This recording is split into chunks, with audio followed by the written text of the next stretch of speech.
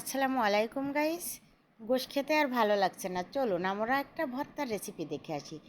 এটাকে আপনাদের ওইদিকে কি মাছ বলে? আমাদের এইদিকে এগুলোকে চ্যাং মাছ বলে অথবা টাকি মাছ বলে।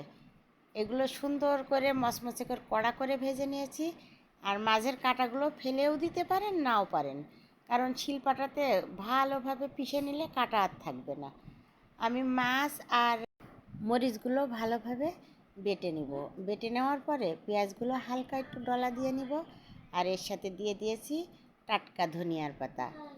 আর এটা ভালোভাবে হালকা একটু ডলা দিয়ে এগুলো সুন্দর করে ভর্তা করে নেব।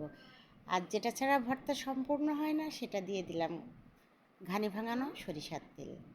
আমি শিলপাটাতে এই ভর্তাটা মাখিয়ে নিচ্ছি। এখানে 2টা কাঁচামরিচ টুকরা করে কেটে দিয়েছি। এইভাবেই তৈরি হয়ে গেল আমার মজাদার সুস্বাদু মাছ ভর্তা। রেসিপিটি যদি ভালো লেগে থাকে ইউটিউব চ্যানেলটি সাবস্ক্রাইব করে পাশে থাকবেন, আর ফেসবুক পেজটি লাইক, ফলো আর শেয়ার করবেন।